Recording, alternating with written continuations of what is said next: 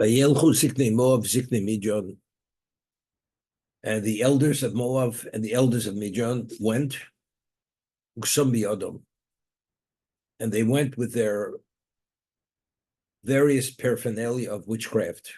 Ksum is what the witch, the sorcerer, does his witchcraft with.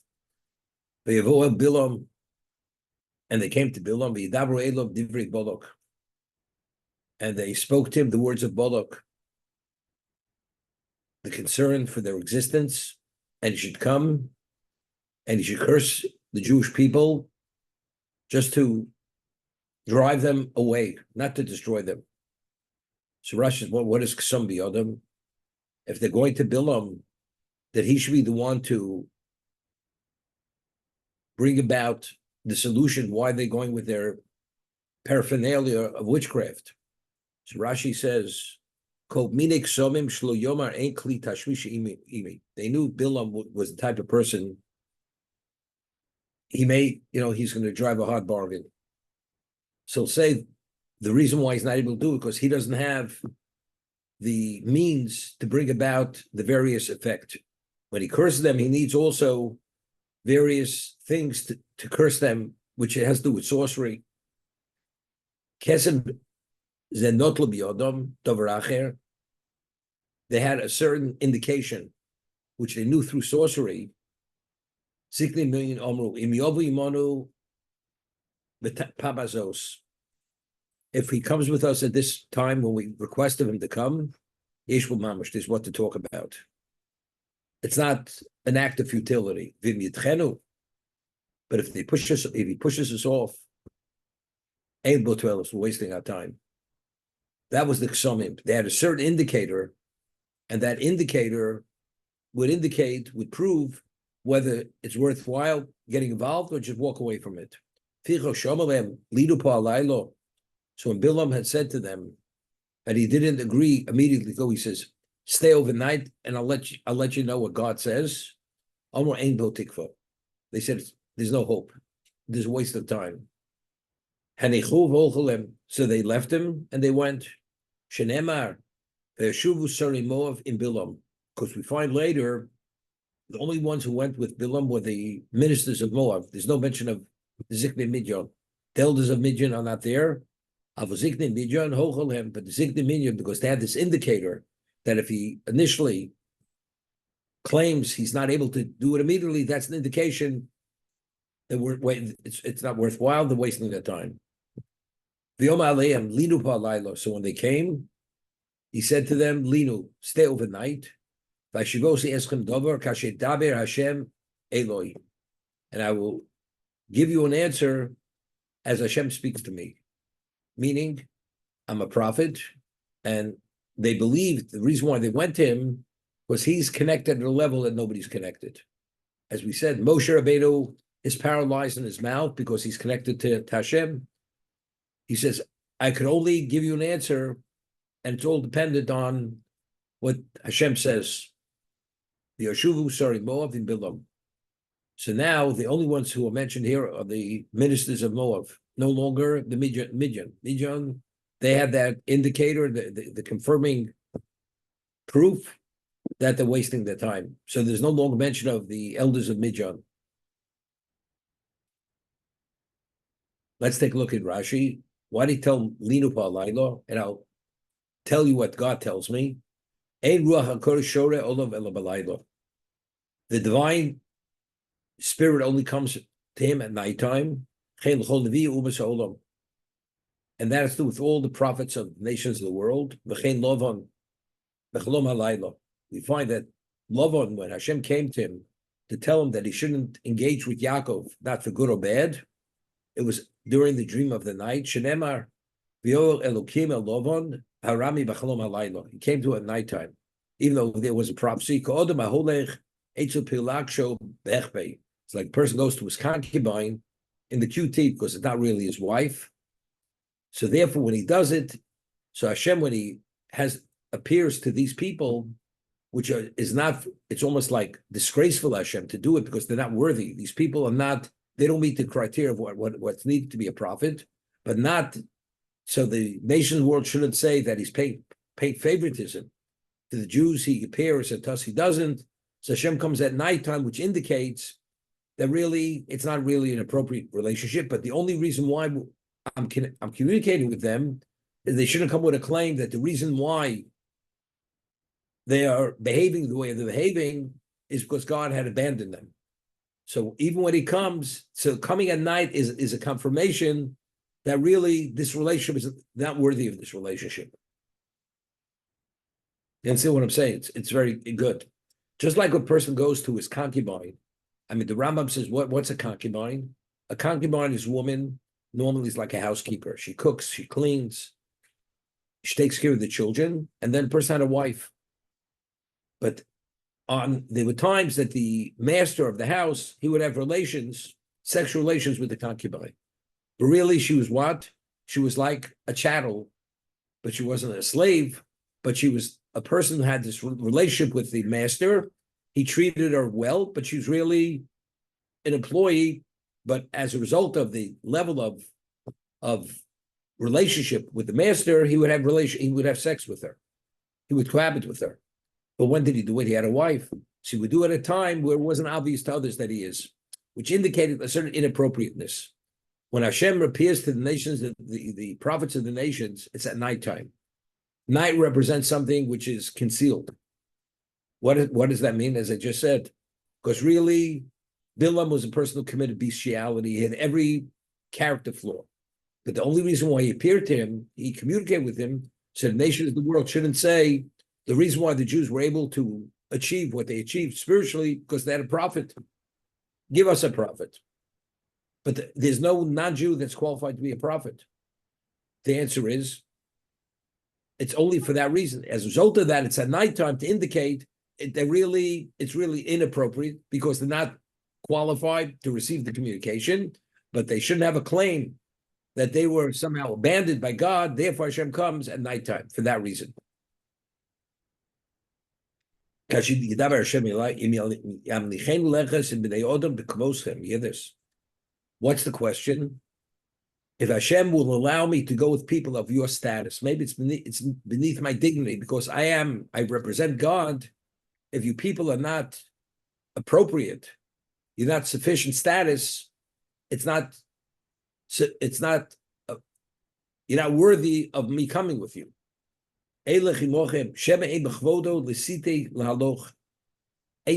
Since I represent him and you people are not worthy of that level of relationship, therefore he's going to deny me the right to go. They have to be more advanced in status, of greater stature. Doesn't mean they sat, means they waited.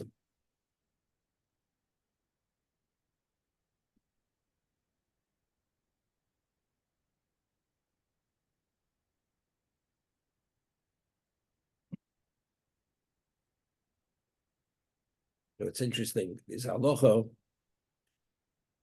tam lechoch shemachal kvod mochul. A tam lechoch who chooses to waive his honor, he has a right to waive his honor. But a king is not permitted to waive his honor. As much as he wants to waive his honor, he's not permitted. Why? It's based on a pasuk, because the Torah says, "Som tasim alecha melech," that you have to appoint the king upon you, and that his reverence should never, ever be compromised. Because for the king to be fully effective, there has to be a level of reverence and fear, and therefore the king cannot do anything in the presence of anybody, of a commoner. And he can't waive his honor. He's not permitted, nobody's permitted to go into the bathhouse when he's there, to be present when he takes a haircut. Nobody's permitted to ride on his horse, or wear his clothing, or sit in his eat. The Talmud Chacham could waive all that, but a king not. Because the king, to be effective, you have to have that reverence and that fear. Because once he compromises that, he can no longer be an effective ruler. So to be able to appreciate the king, therefore, you have to have that level of reverence. He's not permitted to waive it. There's a Maral, the famous story. Shimon Amsuni was a Tana. He was a contemporary of Rabbi Akiva, and he had interpreted every S in the Torah. The word S, Aleph Tov, has no translation. But what does S always connote? It always connotes that whatever it's associated with, it's an adjunct to what it's associated with. For instance, there's a mitzvah of revering Hashem. It says, Es Hashem Elokecha Tiro. You should revere Hashem. So the question is, the word Es seems to be superfluous. It could have said, Hashem Elokecha Tiro. What's Es Hashem Elokecha Tiro? The S is coming to indicate there's an adjunct, there's something which is similar, that you should revere that person no less than revere Hashem. Who's that? So Shimon Amsuni went and interpreted every yes in the Torah to indicate what the adjunct, what the level of association was with whatever that particular discussion was, subject matter was. And he has it, and this is his life's work, his life's treatise. He comes as Hashem Elokecha Tiro. So that means Hashem wants you to revere someone no less than himself. So Shimon Amsuni said immediately, it's indicated that the basis for his treatise is wrong, because who would be the one that Hashem wants you to revere him no less than Hashem? So famous statement of Shimon Amsuni, Kashem shekibalti schar al hadrisho, kachani akabel schar al aprisha. Just as I'm deserving of reward for my interpretation, which he invested his whole life in, identically, now that I realize that I'm wrong, I will receive schar for withdrawing from this interpretation, because this confirms that it was wrong. Could you imagine? Put your whole life's work in this, and at the end of the day, you realize that it was baseless. You're barking up the wrong tree. So that's what he says. Just as I was worthy of schar for the drisha, for the interpretation, now that I withdraw and come to the realization that I was wrong, to be able to accept that and acknowledge that I'm wrong, I will receive schar for that. Rav Kiva says, not so quick. There's no reason. Everything you said is correct. And who's the one that HaKadosh Baruch Hu would want you to revere him no less than himself? Es Hashem Elokecha Tiro, the rabbis tell me the Chachamim, that Hashem wants you to revere the Talmud Chacham as you revere him. So the Maharal of Prague asks, why? I mean, we rule like Rabbi Akiva that the basis for revering Talmidei Chachamim is based on this word Es. That's the adjunct to revering Hashem. So why does HaKadosh Baruch Hu want that you revere the Talmud Chacham no less than himself? So he explains that, and it's based on the Rambam. The Rambam says that a Talmud Chacham is not permitted to eat with ordinary people. He's not permitted to be in the bathhouse with other people. You're not permitted to be present when he takes a haircut, which means specifically students. And he's not supposed to joke with his students. Joking meaning which compromises his stature and his aura as a Rebbe-Talmud relationship. Why? So Rambam says, because if the students see the Rebbe not at that special level with aura, when he teaches, they don't value his teachings as they should. But if he's revered and he's esteemed and he's seen above them at another level, they value his words differently and they're attentive at a different level. So for the sake of communicating to what's the basis for our knowing what Torah is, Torah Sheba'al Peh, it's the Rebbe-Talmud relationship. So if you respect and you revere the Rebbe, the effectiveness of his teachings is greater because you revere the person to a greater degree. Those are Rambam's words. So therefore Hashem, the only connection we have to Torah Sheba'al Peh is the Rebbe. He's the communicator. So therefore Hashem wants you to revere him no less than himself, because if you revere him at that level, then the communication will be fully effective. That's the Maharal of Prague. That's Es Hashem Elokecha Tiro. Rav once said, the Gemara tells us, in Shabbos, there's a mitzvah to eulogize any Jew if he's worthy of eulogizing, but a Talmud Chacham to a great degree, even a greater degree, than even on Chol HaMoed, when a person does not say a eulogy, but for a Talmud Chacham, a Chol HaMoed one does say a eulogy. If you have that special level, because that's covered at Torah. That's what you do. Okay? So the Gemara says, a person goes and he doesn't give an appropriate eulogy for a Talmud Chacham. He deserves to be buried alive. Why? And it brings cites a pasuk that the Zakanim, the elders, when Yeshua ben Nun passed away, they did not eulogize him appropriately based on who he was. And as a result of that, the pasuk says, HaKadosh Baruch Hu took a mountain and moved the mountain and wanted to bury them under the mountain because they did not eulogize Yeshua appropriately. They eulogized him, but not appropriately according to who he was. So from here we learn that if you if you don't have an appropriate hesped for a Talmud Chacham, the person deserves to be buried alive, as what happened with Yeshua. So my Rosh Hashanah asks why. Why is that the consequence of not eulogizing a Talmud Chacham appropriately? So he said, we said Nasa v'nishma at Kabbalah Torah, and then HaKadosh Baruch Hu takes him out, puts it over our heads, and says, "Look, either you accept the Torah, or you can be buried under the mountain." Right. So the question is, we already said Nasa v'nishma, which Hashem is astounded. Who revealed the secret that they speak like angels, and then he puts the mountain over their heads. So the Medrash Tanchuma explains that when we said Nasa v'nishma, that was on Torah Shebechsav. On Torah Shebal Peh, that we weren't willing to accept because it's a whole different level of commitment, of sacrifice. Hashem put the mountain over their heads and says, either you accept or you can be buried under the mountain. So he said, Torah Shebechsav and the Chamush Shufim Torah. Yeah, it's printed, it's written, you have it. You don't need a Rebbe. But the Mesorah for Torah Shebal Peh, without Mesorah, you don't know what is the exact interpretation. What is God's interpretation of His written law? For that you need the Talmud. That you need the Rebbe. You need the Rebbe, and if you don't have the Rebbe, there's no Mesorah. And the quality of the Mesorah is determined to what degree you value the Rebbe. So if you minimize and you don't have sufficient reverence for the Rebbe, what's compromised? The Mesorah is compromised. So as a result of that, what does the Talmud Chacham represent? The Talmud Chacham represents Torah Shebal Peh.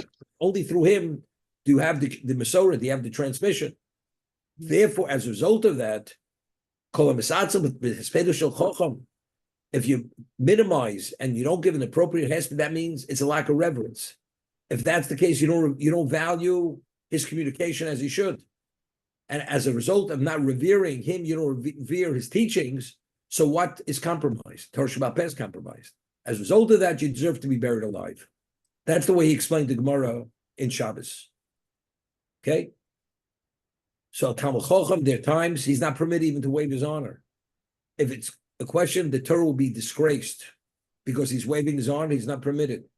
Because since he has that level of representation, without him, the Torah would not be transmitted. We weren't at Sinai. So why do we have the Torah intact, the oral law intact? It's because throughout the generations, there were people who revered and valued to that degree.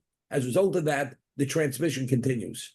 But if you don't value the transmitter, of course, the question, maybe it's not as accurate as he says it is.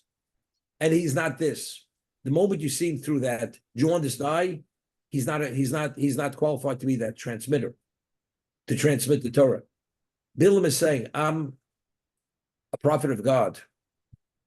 And if the ministers are not appropriate in terms of I represent Hashem, it's beneath it's God's dignity. It's not, he says, it's not me. Bilam played the humility card. I'm a humble guy. It's not me, but because I represent him, therefore, nothing less than the ultimate level of honor is not acceptable. And that's what Rashi says. Shema en kvodo l'sito laloch. It's not his kavod, it's God. He's not saying it's him. Therefore, the ministers that you're sending are not appropriate. Therefore, you have to send greater ministers, because only when you value God's representative, as you should, only then will he give me the response. It tells us he had three advisors. Bilam, who actually due to his influence and advice, that was the bondage, which ultimately would have destroyed the Jewish people. As I said, he was, because of what he was and what the Jewish people represented in the potential, who they were, he wanted to eradicate that. He wanted to take that off the face of the earth. He wanted to bring about the final solution. That was the shibud, that was the bondage of Egypt. Look, we became over there Avodah Zorah. We became idolaters there. And what happened? And we went through the Yam Suf, and the sea was going to close on the Egyptians. What did the Malachim say? Elu of the Avodah Zorah, Elu of the Avodah Zorah. Why are you destroying the Egyptians? The Jews are no more worthy of existence. They should be destroyed. So Bilam brought us to the 49th level of impurity that we nearly went into the oblivion. And if Hashem wouldn't have taken us out at that moment, it would have been over. And you couldn't escape. If you could have escaped, is one thing. But Bilam created this invisible barrier through witchcraft. You couldn't escape from Egypt. But of course, because Bilam, as much as we explained, he was a prophet, he had no inkling, understanding really who Hashem was. He had a sense of something, but he believed he could somehow deceive Hashem and mislead him, as we'll see in a moment. So Bilam had that level of representation. Eov was a tzaddik. We speak about the trials and tribulations of Eov, and ultimately, he did not succumb, despite the level of suffering, which was not to be understood to what degree he suffered, and he was fully restored and beyond what he was originally. He was a tzaddik. Yisro, he was a person who had worshipped every idol, every deity, and he came to the conclusion that there's only one omnipotent being, there's God. He came to monotheism through his own research, and he worshipped every deity in the world. So Yisro was a believer. He believed in a monotheistic power. He believed that. Now they see Paro wanting to enslave an innocent people, as we discussed. Here, Yosef saved the day. If not for Yosef, Egypt would have perished in the famine. Egypt was only at height of civilization due to what Yosef had done. And yet, you want to take his family, who are basically innocent, because you have paranoia that you're concerned that the Jews may rebel against you, so you're going to enslave them and destroy them. Yisro could not tolerate this. And because he couldn't tolerate it, he fled. But you know what it means? It's like an insult. Here you have the monarch of the mightiest civilization in the world, and you walk out on him in protest. I mean, what kind of chutzpah? It's a level of brazenness and disrespect. How do you walk out? For the sake of truth, he wasn't willing to compromise who he was. That's the miscarriage of justice that was taking place then. Under no circumstance will he be associated with it. That's why he fled. And ultimately, why did he become who he became? Now he has a son-in-law, Moshe Rabbeinu. And he appreciated him initially. I once mentioned the Maharal of Prague. Yisro himself, he has his daughters, the shepherdesses. And then the Torah tells us a story, as they were shepherding and they're taking their sheep to be watered, they're attacked by the other shepherds. Because their father was ostracized because he became a monotheist. Moshe Rabbeinu was there. They don't know who he is. And he fights off the shepherds. He fights off these shepherds who attacked them. They wanted to rape them. And he waters the sheep, and they come home early. So they say, the father asks him, why are you home early? He says, this Egyptian man fought off these shepherds. He watered our flocks. That's who were able to come home early. So Yisro said to them, why don't you invite him home? Maybe he'd break bread with us. So Rashi says, it would be a good shidduch. He'd be qualified to be one of your husbands. And that's what brought about the relationship between Tzipporah, his wife, and Moshe married Yisro's daughter. So the Maharal of Prague asks, how did Yisro understand? I mean, because he fought off the shepherds and he watered the flocks, that is a confirmation he's worthy, he's quality, that he's able to marry Yisro's daughter. Yisro wasn't an ordinary person. He was the equivalent of royalty. Who knows? He could have been some subhuman being who fought them off. Who knows who he is? So Maral of Prague says something phenomenal. He says, a person puts his life in jeopardy and he saves the day. Usually, you know what he would do? He would accompany them back to their father, to their family, and say, I'm delivering your daughter safely. He'd want some degree of acknowledgement for what he did. This man does an act which is one of a kind, unheard of, puts his life in jeopardy. For women, he doesn't even know who they are, and he doesn't even come back to get a thank you. He's not interested. He doesn't need any acknowledgement, despite the value of what he had done. Yisro understood to be, this man is quality. This is one of a kind of person. He has a level of humility, which you never cross paths with such a person. Because he saw that quality of humility, he says, you should have invited him home. This is the type of son-in-law I want to have. And ultimately, Moshe married Yisro's daughter because he recognized this quality. He recognized the level of humility which was unusual, which he never experienced before. That's humility. That was. There, he wasn't out to impress anybody, just stayed away. Here, Bilam, the Torah, in Pirkei Avos, it contrasts Talmidei Yisro, Talmidei Avram Avinu. Talmidei Avram, Shval Ruach. They're low-spirited. Who had Talmidei Bilam? Pompous, ego-driven, self-centered. That's who they are. Bilam was even greater. He suffered from megalomania, Yisro. Bilam. So but he played the humility card. I'm prophet of God. It's not appropriate for me to accept anybody less than the ultimate level, because otherwise I'm compromising God's honor. No. Later, he showed his true colors. He's compromising himself because he's so self-centered. He believed that he was worthy to have all the wealth of Balak. As much as he would offer him, it was not enough.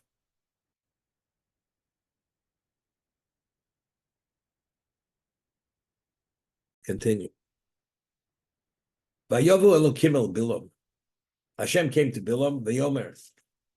Mi hanoshim elimo. Who are these men with you? Who are they? Rashi.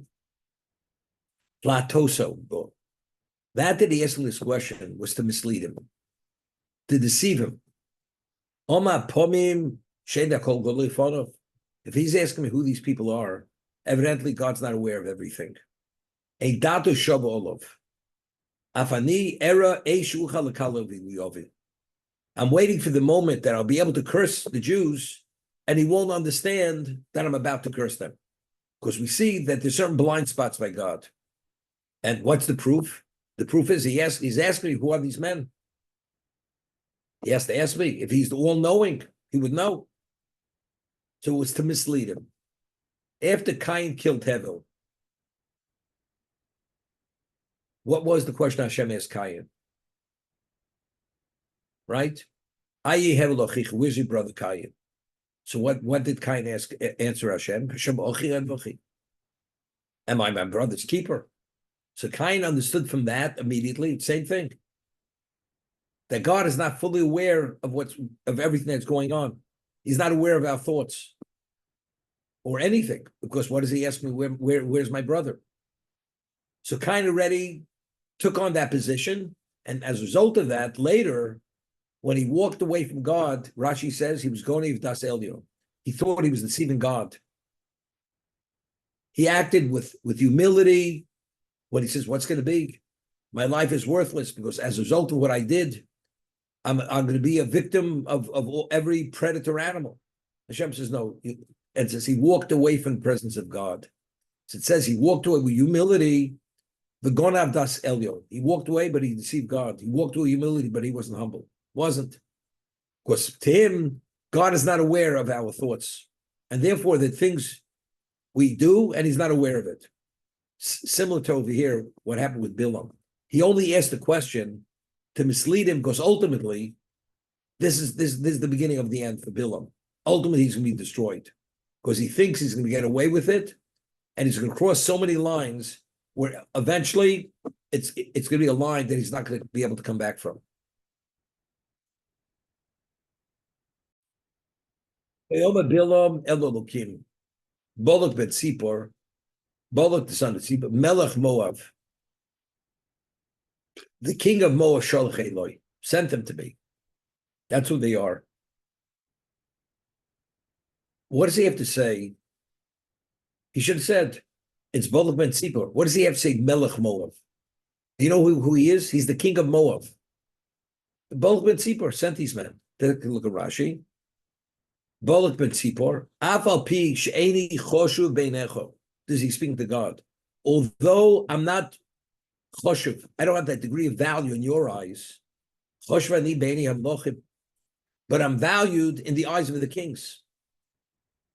All the kings, I'm there at my beck and call. They come to my doorstep. He says, although you don't value me, but the kings value me. What does this mean? You ever hear such talk? You know, the 2-bit beggar values me, and the king doesn't value me. Go to God. What's going on over here? He's a prophet. He's the reason why he's telling that he's the Melech Moab, that although I'm not choshev beinecha, I'm not sufficiently worthy or have value in your eyes, but look how the kings value me. What does one thing have to do with another? It's a level of disrespect not to be understood. What exactly is he saying? You know, Bilam was not a fool. This. Why did the kings give me this reverence and this respect and value? Because I represent you. It's not me. I'm a nobody. I'm a nothing. But I'm your best person out there. I'm your best PR person. You don't value me because you feel I don't make the grade. But you realize the only reason why the world recognizes who you are is because of me. Because I'm your representative. And what's the proof? Because why are the kings coming to me? Because through conventional means they're able to bring about what the result. But because I am your prophet, therefore I'm valued. So if that's the case, what I represent Kiddush Hashem.